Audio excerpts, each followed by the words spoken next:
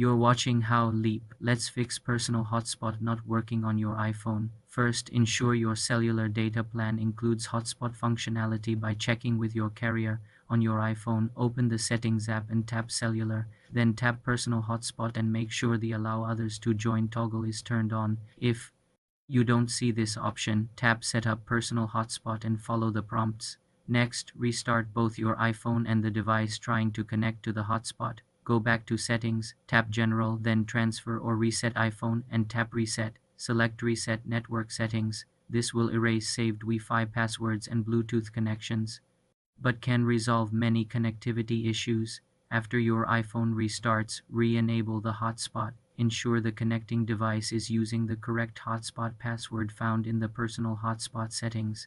If the problem persists, update your iPhone to the latest iOS version in Settings under General and Software Update.